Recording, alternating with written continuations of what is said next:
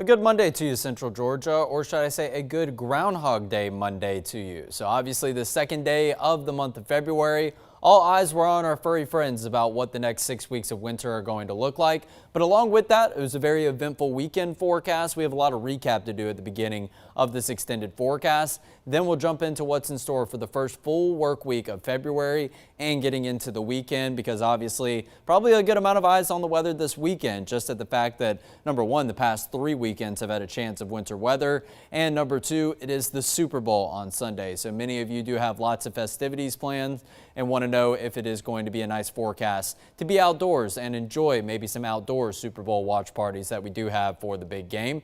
But first things first, let's get into our furry friends' predictions. 6 more weeks of winter. That's what both Punxsutawney Phil, our nationwide groundhog, did say, and General Beauregard Lee up in Jackson, Georgia. Our Hunter King was live there all morning long, giving us the live prediction of Beauregard Lee, and they both made their predictions roughly around 7:30 this morning, and this is what we were thinking because we have plenty of sunshine in our forecast.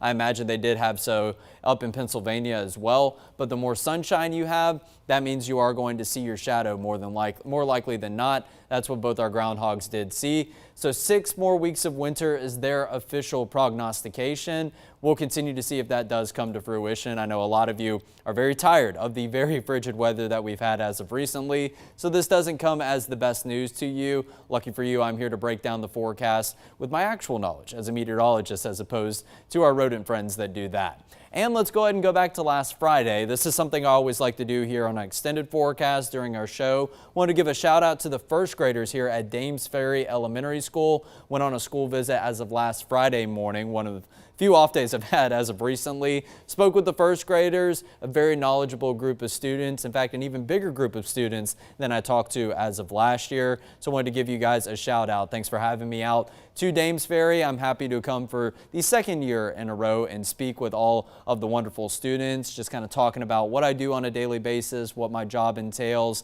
and how I forecast, and gave them a sneak peek at what was to happen as we got into the weekend. I did promise them some snow, and it did snow up in Jones County, so I'm very happy to report that I did not tell a fib, at least on my school visit right there. But your reports from the field, we were kind of lacking on these. I'm going to need you guys to do a little bit better next time, but we did get plenty of reports and some measurements from many of our easternmost counties here in central Georgia. So where you do see the letter T, that is going to mark a trace. So that means that, yes, we did see some flurries, but it likely didn't amount to anything that accumulated down on the surface, or you might have seen a little bit of that white snow that was kind of clustered on the ground, trying to accumulate just a little bit.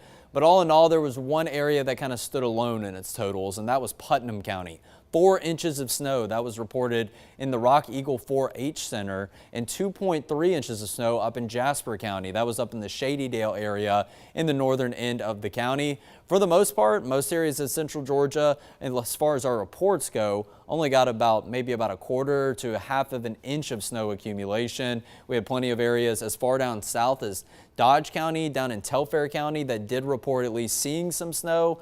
However, not leading to much accumulation whatsoever. But it is worth noting those were just the reports that we did get from the field. Here's what the National Weather Service has gotten from EMA directors and actual measurements that it's seen. Number one, what you're going to notice is the snow is very widespread. It wasn't just limited to east central Georgia. We actually did see our fair share of some flurries over to the west of Atlanta, across the metro area, even up in the northwestern portion of the state, but it didn't amount to much. And we're not seeing those dark shades of the blue, maybe even getting into some yellow colors like we do see mainly to the east and the north of us. So there was a band of heavy snow that went over the Lake Lanier area. That was one we were monitoring as it crept closer and closer into central Georgia, and you can see that the blue colors start to get a little bit lighter in nature as you creep down into Jasper and into Putnam counties. But up to the northeast of us, Athens and northeast of Athens, east of Commerce as you go farther up I-70 or I-85, 3.5, 6.5, 7.5 inches of snow across some areas just to the northeast of Athens. I believe this was in Colbert, Georgia right there. And as you go across the I-20 corridor, we saw our fair share of some snowfall as well. Washington, we actually did have former 13 WMAZ weather intern Malik Bryant. He works in Augusta now, and he was stationed over in Washington. We were getting some incredible videos from him amongst our college friend group. And then we go into I-20 where we see some totals up to 5, maybe 5.5 inches as you get closer and closer to Augusta. But really the most measurable amounts that we did see here were found up in Jasper County and up in Putnam County. So you see that 2.3 reading right there.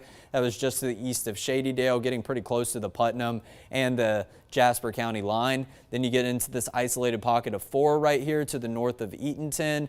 And then most areas of northeast central Georgia, not even reaching an inch amount. So we did have the highlighted potential of about 1 inch to 3 inches. This goes to show that these are just some rough estimates according to the National Weather Service, and that's where our guidance did come from. And very thankfully, we didn't have that much snow accumulate because that would have resulted in plenty of hazardous road conditions, which we did not have in light of the small accumulation of snow in areas like Sparta, areas down into Sandersville, even up in the Milledgeville area around Lake Sinclair. And we did see the snow stretch as far as the Macon area, North Macon, getting into downtown Macon. We saw a couple of flurries. We saw a very light amount of accumulation, maybe even up to around 1/10 of an inch. Almost all of Jones County saw something in the way of at least some light and some steady flurry showers. And we did see this stretch as far down south as areas like Eastman, and we did get some reports of at least a couple flurries down in McRae. So maybe I'll have to send in some of that data. The National Weather Service will do a little bit of tweaking to this graphic. But once again, I think it was pretty spot on in terms of what we were forecasting, which was northeast central Georgia. You guys are looking like you're going to see the main impacts, this northeastern quadrant of our area. We did see a couple of snowfall totals get a little bit south of I-16, but overall not necessarily accumulating too much. And then we went into Sunday morning, and here's a look at your satellite imagery from Sunday morning because I thought this was a really cool image. All of this white that you see right here across South Carolina, up into the northeastern half of Georgia. This is all snow that is sticking on the ground as of the early morning hours. You can start to see a little bit of yellow back into Alabama, and that's going to indicate still some of those lights that are shining because obviously this was when we started to get a first image of light in the sky.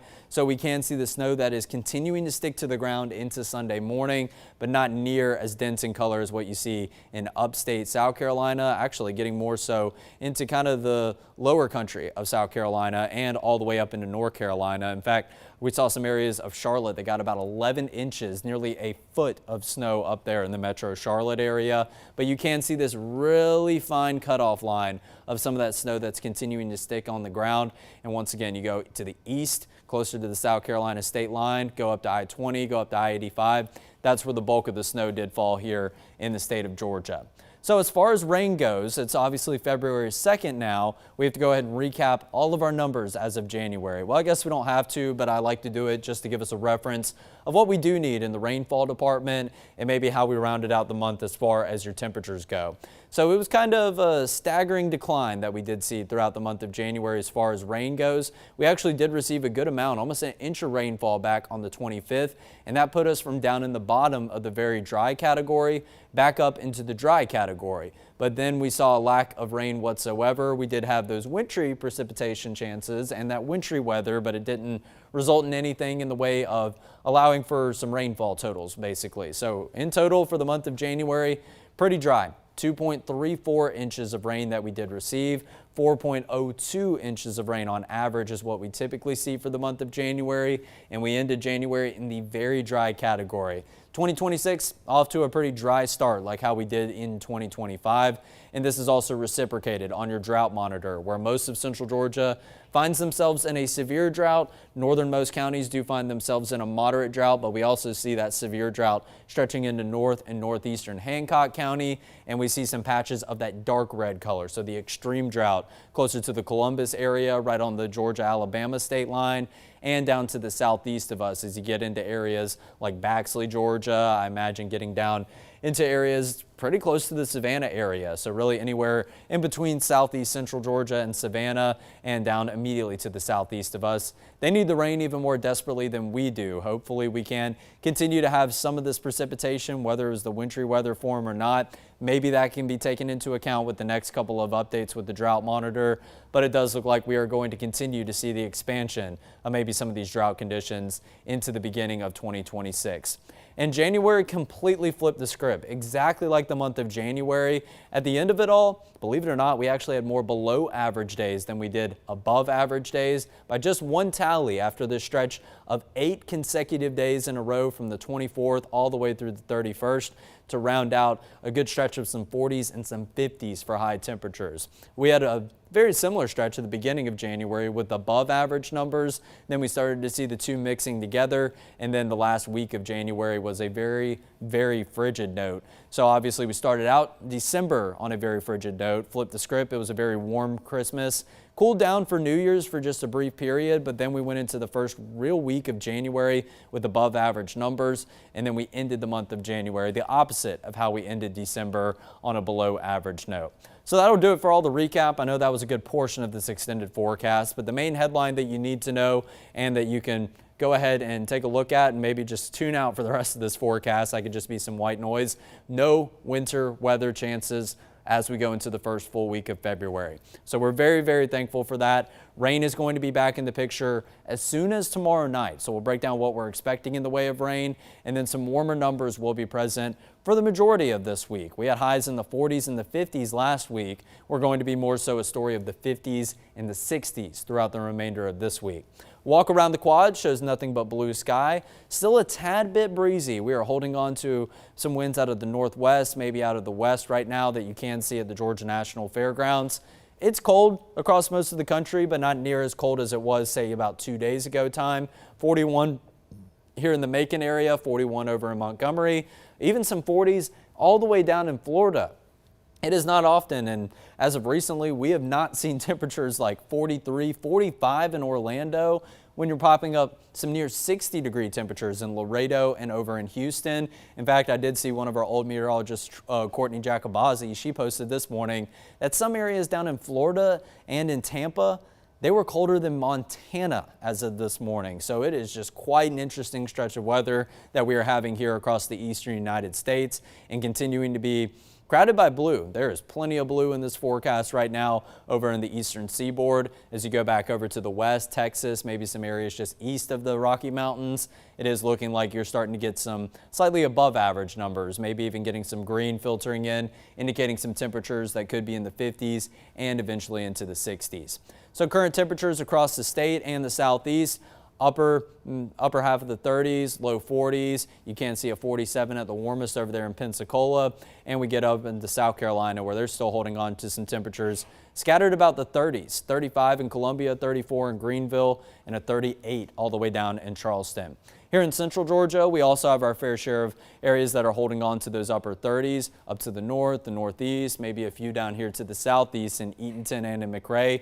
Elsewise, we do see some low 40s, just right there around the 40-degree mark. And your winds and your wind gusts, a steady breeze, maybe up to 7, 8, 9 miles per hour. Occasional gusts up to 16 miles per hour down in Eastman.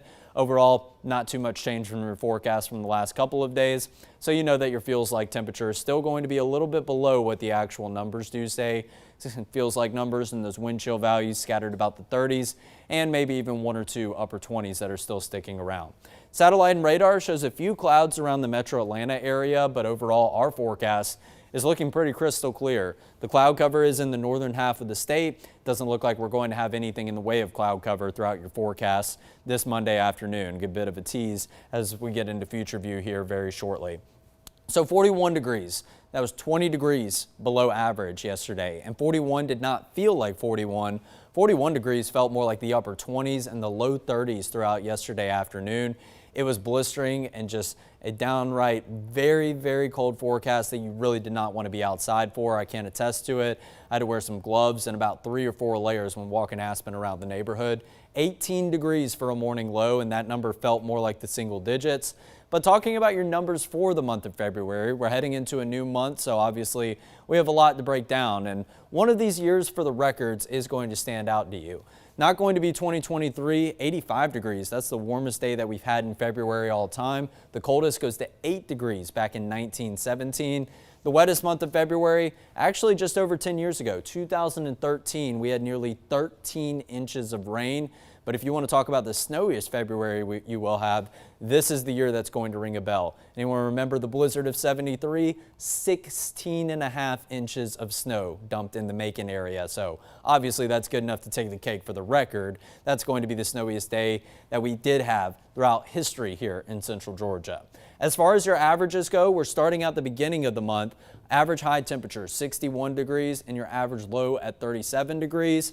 They go up, but they don't go up too much. I would say your high temperature goes up a little bit more than, say, your average low temperature. 42 is going to be your average low by the time we round out the month of February, and 67 degrees for an average high temperature. We're starting to flirt with the 70-degree mark once again as we transition to the end of February, getting into March, which does feel pretty appropriate that our average high temperature getting really close to 70 degrees as we're heading into March when we start to welcome in spring.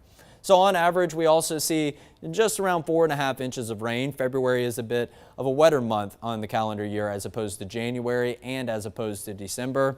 On average, we typically get around 3/10 of an inch of snow. I don't see any signs of that as of right now, but over the last month that we have had, at least the Macon area is probably seeing at least 1 or 2 inches of snow. That might be our quota so far for the winter season, but we'll continue to keep you updated if we do see any signs of a winter system that could be approaching in the future. We don't see any signs of that whatsoever. So sunrise and sunset time here at the beginning of the month, just around 7:30 as of yesterday morning. 6:07 p.m. is going to be the sunset time. Well, as we go into the end of the month, we are gaining 50 minutes of daylight. Sunrise is going to be close to the 7 a.m. hour again, and your sunrise or sunset is going to be 6:30 p.m. on the 28th of February, and then we'll get into the first week of March. These numbers are going to change very drastically because the first weekend of March is looking to be when we do set the clocks forward and we spring forward for daylight saving time kicking off. So now talking about really what's ahead for the rest of today and as we go throughout the rest of the work week. There's not too many talking points, but we'll break down what you do need to know. A clear and cool day for your Groundhog Day afternoon. Going to feel a lot better than yesterday afternoon, that is for certain. 51 degrees, even paired up with an occasional breeze. That number is going to feel a lot closer to what the actual temperature reads. So that's where this graphic tops out, and typically this graphic has been known to undershoot our high temperature as of recently, really the last month or two that we've had in the winter season. This graphic has kind of struggled with that high temperature, so I wouldn't be surprised if we see a 52 or a 53, but I'm still going to stand my ground with 51 degrees for a high temperature. Your wind chills are looking like they'll feel a little bit cooler, but topping out in the upper 40s and then making the decline back down closer to the upper 30s as we go into the evening and the nighttime hours a little bit later on today. Here's a look at the numbers as we go into midnight, around 34 degrees. So pretty similar cool down to what we've seen as of recently. And Futureview will show that there's not much in the way of cloud cover that could be arriving until we really get into tomorrow morning. And even at that, it's just some higher level clouds. So I don't think it's really going to block your sunshine whatsoever as you are walking out the door tomorrow morning. Now we go into tomorrow afternoon, still on and off cloud cover, plenty of peaks of sunshine. So I do anticipate our temperatures to warm up even warmer than what we will see throughout today and this afternoon as we go into tomorrow afternoon. But you can start to see some signs of some change in the top left of your screen. This cluster of some rain showers does creep closer and closer, starting around 8 to 9 p.m. as we go into Tuesday night. So this is going to be likely after dinner time. This cluster of some widespread light, steady, maybe even some occasional pockets of some heavier rain will creep in from northwest down to the southeast. But it isn't going to have a clean sweeping motion through central Georgia. What it's going to do is have a very slow progress. So you are going to see, especially farther down to the south, Areas farther to the south are going to hold on to these rain chances a little bit longer than areas up to the north, but you should plan on a very messy morning commute on Wednesday morning. This is around 5 a.m. We continue into 8 a.m., which once again, the rain chances aren't as widespread, but if you're heading to the east, you're heading down to the south, you very well could run into some of these showers a little bit farther along the road. Plenty of green and plenty of gloomy skies that are in the forecast. Just make sure that you grab the rain jacket before heading out the door on Wednesday. It does look like most of the afternoon we will see a lot of these rain chances beginning to taper off, but there are still our fair share of some scattered and maybe even a couple of more widespread pockets relatively of some lighter to maybe even possibly some steady showers down to the south and the southeast. Actually some peaks of sunshine as we go into Wednesday afternoon around 4 o'clock. But overall, it's just going to be a downright messy day until maybe we get a peak of sunshine farther up to the north that you do live. 10 p.m. Showers are still very reluctant to get out of the picture. We might see 1 or 2 sprinkles that want to hang around for the morning hours on Thursday, but it does look like we keep the cloud cover around as we do go into Thursday, which is going to probably have an influence maybe on what your morning low temperature value is as you walk out the door on Thursday morning. So 51 for a high for the rest of your Groundhog Day, nothing but sunshine in the forecast. Then we welcome in those rain chances as soon as the nighttime hours tomorrow. So that's why I have that 20% on there, but that is once again going to mainly be for northwest central Georgia, and that is also going to be for just the nighttime hours, past dinner time, starting as early as around 8 or 9 p.m., going all the way until the midnight hour. And then once we transition into the midnight hour, I kind of classify it as the overnight hours, 1, 2, maybe getting into 3 and 4 in the morning, because that's going to be the time that many of you are already fast asleep. 61 degrees for a high temperature tomorrow after our morning low temperature starts out a bit more pleasant than this morning, but it is still going to be below freezing. 61 for an afternoon high. That would be right on par with average for this time of year. The first time we look to do that since maybe about 2 weeks' time. It's been a very consistent stretch of below average days like we were talking about. And then as we go Tuesday night into early Wednesday morning, all that cloud cover, all of that rain in the forecast, more moisture in the forecast, there's an increase of your morning low temperature between Tuesday and Wednesday of 21 degrees. We are starting out in the upper 40s, maybe even in the low 50s across most areas in central Georgia as you walk out the door on Wednesday. However, it is coming at the cost of a very gloomy and dreary atmosphere. So you'll definitely need the rain jacket, the umbrella, the rain boots, whatever you need rain gear wise. However, it is going to feel a lot more pleasant. You are not going to have that bitter chill in the air and that brisk feeling to walk outside to. Kind of Mother Nature's natural way of waking you up. That's what we've had the last couple of days. And then 59 for a high temperature. So not as much of a temperature spread between your morning low and your afternoon high, but that does make a lot of sense because that's what we typically see on predominantly cloudy days. Then 70% chance of seeing a shower. Once again, you could have some pockets that are going to be maybe some more substantial rain, but overall, whatever does fall in the way of rain is not really looking too substantial whatsoever. You'll see most of our values here in central Georgia are actually going to be pretty much around the 1/4 of an inch mark. I would set the range at about 1/4 of an inch, maybe even going into about a 1/2 inch of rainfall. That's not going to be anything significant. We would need maybe about 1, 2, or 3 inches in terms of how much weather or how much rain that we do need in order to alleviate some of those drought conditions that have settled in. But hey, we'll take any little bit of rain that we can get, and it does look like almost everyone here in central Georgia is looking to receive something in the way of rainfall. So as far as your afternoon high temperatures go, I was talking about a frontal boundary being the driving force associated with those rain chances. Well, after it passes through, which looks like it's going to be sometime maybe around mid to late morning on Thursday, it is going to begin to usher in some slightly cooler air. And it is not going to be as significant of a cool down that we've had as of recently, where we've seen these big Arctic fronts move through that are ushering in some very, very frigid air from well up to the north back up into southern Canada. We just have some slightly cooler numbers that are going to be down into the low 50s for highs on Thursday. And just as quick as we cool down briefly, we warm back up into a high temperature of 60 degrees, pretty close to average as we roll into your Friday afternoon.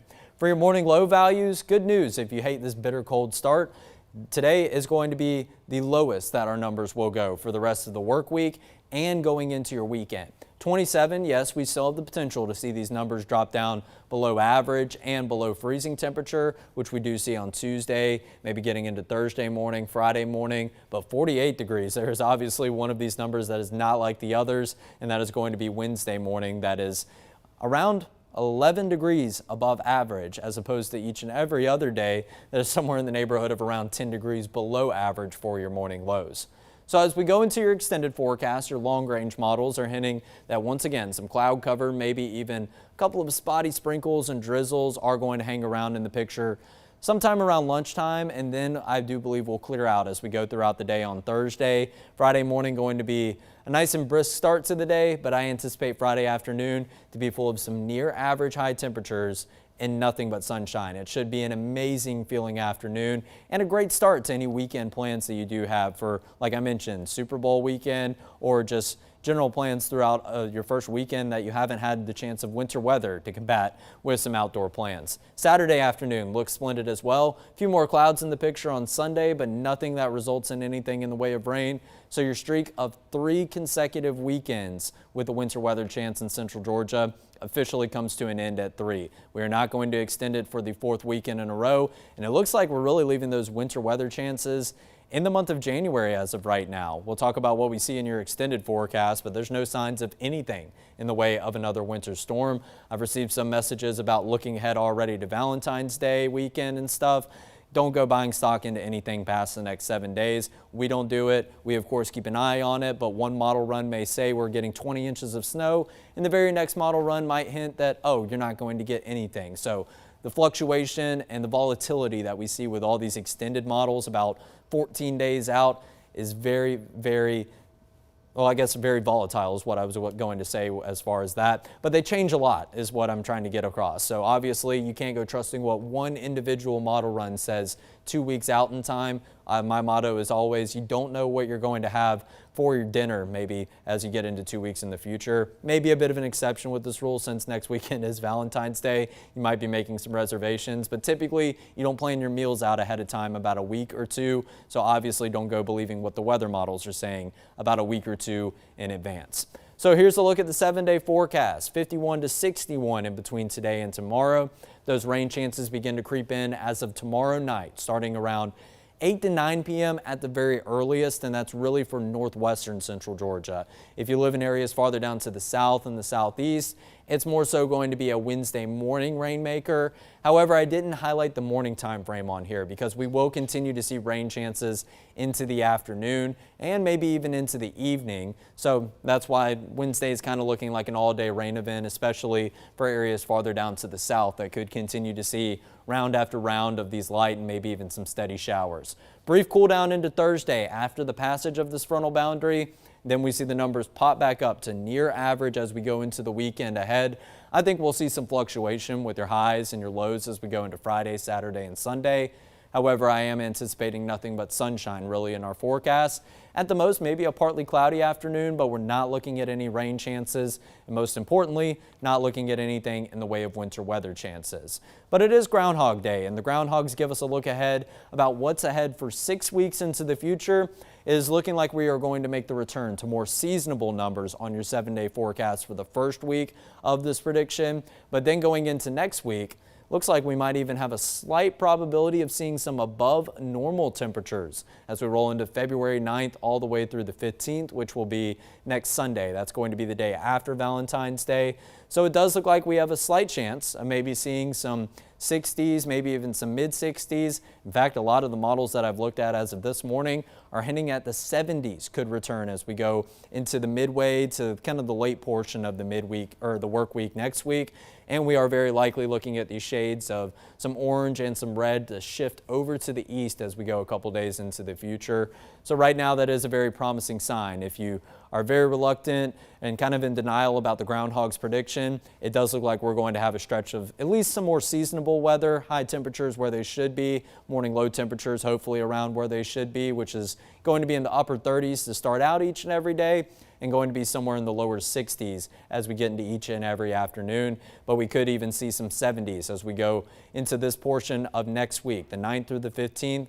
Wouldn't doubt it as of right now, but it doesn't look like there are signs of anything that will be below average that would correlate to, say, maybe another winter weather chance. Not seeing any of that on the radar as of right now. So we kind of went really in depth with the extended forecast. We recapped a lot, talked about this past weekend, talked about the groundhog, and really went well into the future. I normally end it on the 7-day forecast, but I wanted to give you a glimpse at what's ahead as of right now to hopefully at least kind of ease the worries, because that is going to be the topic as of recently, with many folks that are anticipating the next winter weather chance after we've had it each and every weekend for the past 3 weekends. Nothing to worry about right now. This weekend looking like an amazing forecast. Make sure that you soak it up while it does last, because we are going to get into the end of February, March, April, again, then eventually into May. Once we get into that spring season, that will be our severe weather season, and there's very likely going to have your fair share of weekends that'll have some thunderstorms in the forecast, so you got to soak up the nice ones while they do last right now. That's going to do it for your extended forecast. We'll be back once again at 11 a.m. tomorrow to preview what's ahead for the rest of the week.